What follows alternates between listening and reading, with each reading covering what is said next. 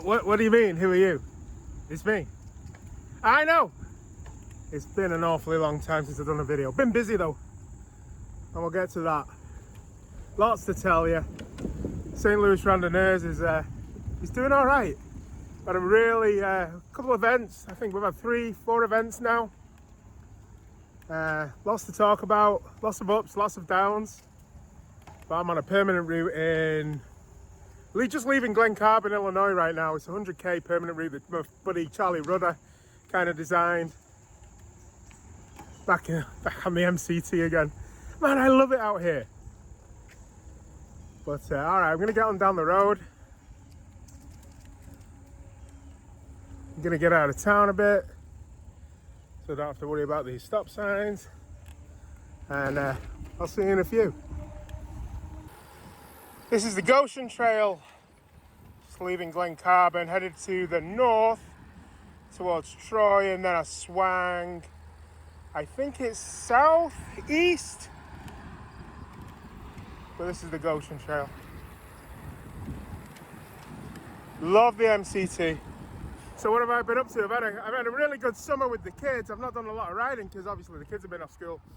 But I've done a bunch of trips. Went up to Canada, went to Vancouver, Washington State, and then my eldest went to camp for a week.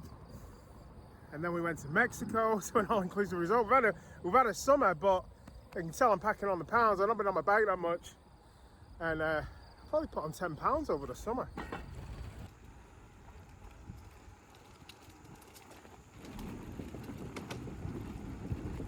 Just went through a tunnel there. It was not going to be good viewing. So yeah, I've been packing on the pounds during the summer. Got to get them off now. Got to get back on the bike, which is kind of easier now that the kids are back in school, but I'm probably going to start my job again in the next couple of weeks. But you know, you got to earn money. You want to go on vacations, you got to earn money. All right, St. Louis Randonneurs. We have 3 events. The last video I did was the Eclipse ride back in April. We did a 100k populaire to kick off with people, and Kevin Bennett and Brian Wolf showed up for that. It was okay, but it was only 100k. You know, you want to get the big miles in. And the next event was the Randy Johnson 200. No idea why it's called the Randy Johnson 200. I don't think it's named after the pitcher, but it's an older route that I inherited from Dennis. And it kind of starts up here in Edwardsville and goes down to Pocahontas, Breeze, New Baden, and back up to Edwardsville. Great turnout. We had 7 people show for that. It was brilliant, a brilliant day. I was so happy, everything went well. But the problem is I'm not doing videos because I'm too preoccupied by the logistics of hosting the event. You know, I'm preoccupied with that. I've got to make sure everyone makes it to the controls, makes it back, gets the brevet card in and all that good stuff. So, you know, what are you going to do? I also feel that recording a ride when you're with a bunch of people is kind of rude and unnecessary as well. But that was a massive success. That was in the end of July. So we had another event last month in August. That was the Ovas Farmlands 200. I designed the route, and I've done the route before, but it was not great. Not great for me. The other guy that showed up, John Garrett, well, we'll get to him in a minute. But the route, I designed the route. I've done the route before, but it was 95 degrees with an air temperature probably pushing 100. And you know, that heat is just coming down off the sun. There's no shade, there's no trees. It's all corn, and the heat is just blasting back off the asphalt. I got about 95 miles in. I just couldn't do it anymore. You know, you think you're hardier than that, but when you can only ride a mile at a time and you're searching for shade and you're feeling nauseous and stuff, you got to take care of yourself. And I'm just reading this book right now called The Heat Will Kill You. It's more about climate change and the effects it's going to have on us, but it also tells you what happens when you are in a hot environment. So I'm reading that right now. I'll get the author to you in a minute, but I'm actually listening to it on my earbuds right now as I ride. And but John Garrett, the guy is 70 years of age, he's got a bionic new knee, and he finished. And there's also a 10-mile detour on the route, so it wasn't a 200k, it probably was more a 220k. Probably one of the greatest cycling performances I've seen. You know, shy of Tour de France and all that. He was amazing, and he finished. I mean, I was on my arse, and he's the same age as my dad, and it was probably one of the greatest things I've ever seen. So kudos to John, and thanks to everyone that's shown up for the ride so far. But the season's coming to a close here now, so I'm just going to ride this permanent that my buddy Charlie Rudder designed for us, and we're going to go from there.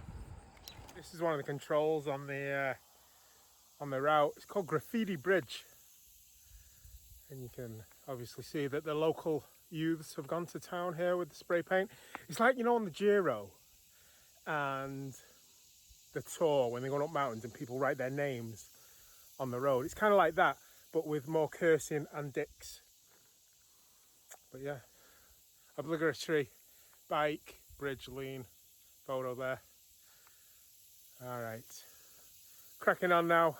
So this is actually the first. This is a photo control, and then the next one is I think St. Jacob is the next control. I'll see you there. Cheers. Met the metropolis of St. Jacob. Having me an Audax picnic. Egg salad sandwich and a bottle of water.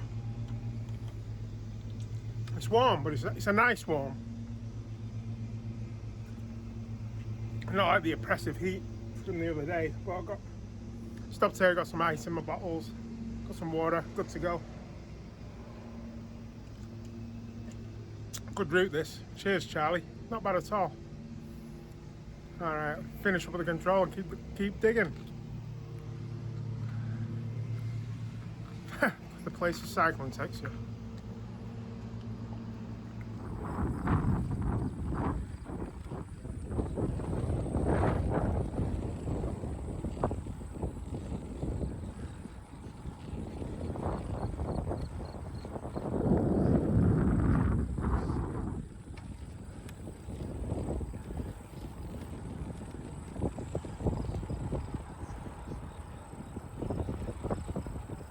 Just leaving, just north of Marine, heading towards Alhambra. Just spoke to a lovely lady called Teresa, who warned me about a pit bull that was loose, and who did chase me. And that was a bit scary, but Teresa, who was lovely and a cyclist around here, told me she's going to file with animal control on Monday. So she took my email, and there are good people in the world. And there are also assholes that leave their pit bull loose to chase poor guys on bikes. Anyway, talking about assholes in the world, done 2 hockey players in New Jersey that died. They're just riding a bike, man. It's just so inevitable. You know, it's unnecessary, but you see it all the time.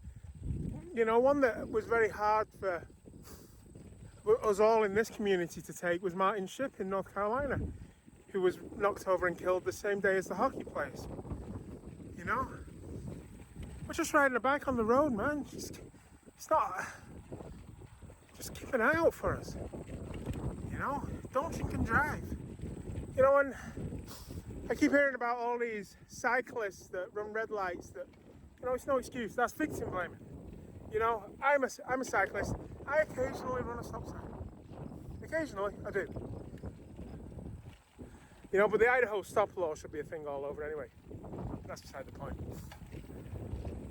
But you know, we all cut corners, we all break the law, we all speed, we all are occasionally dozy and run a red light.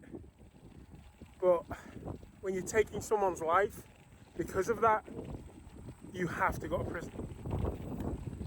You know, you have a license, a privilege that says you're going to be responsible on the road, and you turn out that you're not responsible on the road, your privilege is revoked. I'm sorry. It's really getting to... You hear about it every day. It's got to stop. America seems to have such a laissez-faire attitude to life right now. Like, they'll bend over backwards to victim blame these cyclists who they shouldn't have been riding on a busy road, or they shouldn't have been riding two abreast, or they should have been wearing high vis, or they should have had better lights, you know. No, you know what? No, I'm not buying that. That's victim blaming. You know, if you run over a little girl on the street, you know, it's up to you to have adequate stopping distance. I'm sorry, it's on you. All right, rant over. I was getting on my soapbox there. All right, but lovely Teresa, thanks for the chat, love. All right, heading to Alhambra. Just a quick update from Alhambra, second control. I don't know, 3.5 hours in, 60 kilometers, 65 kilometers maybe. Not setting the world on fire, but you know, I've got time in hand and just sat here for a nice 15 minutes just to chill out and, you know, give myself a little rest, got some calories in. Now on to the town of Hamel, which is on Route 66. So let's go over to Hamel. Alright guys, I'm on the Quakers Grove Trail, just south of Hamel. About 11 miles to go to get back to Glen Carbon, and that'll be the perm run for the day. So I'm going to bid you adieu now. I might actually keep riding, might go for dinner somewhere and then just keep riding, get some more saddle time, more time on the bike in, but I promise you I won't leave it too long before I do another video. Thanks for joining me, thanks for watching, thanks for sticking with it, and go ride your bike. And look for us at stlrandonneurs.org if you fancy doing a long ride locally. It's building nicely, and I just want to thank Kevin, Brian Wolf, Jason Stacey for coming out, and those guys have really supported me from the beginning.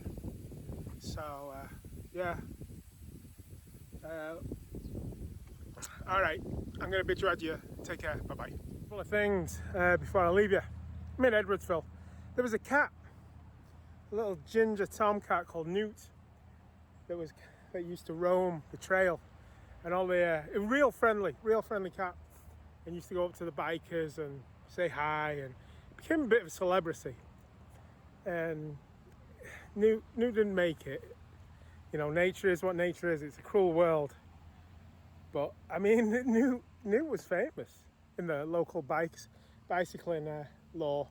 Anyway, they put up a little statue for him, and I didn't know where it was though. I've been riding the Madison County trails now pretty much all day, and I found his statue, so I'm gonna pay me a little homage to Newt. God bless you, Newt.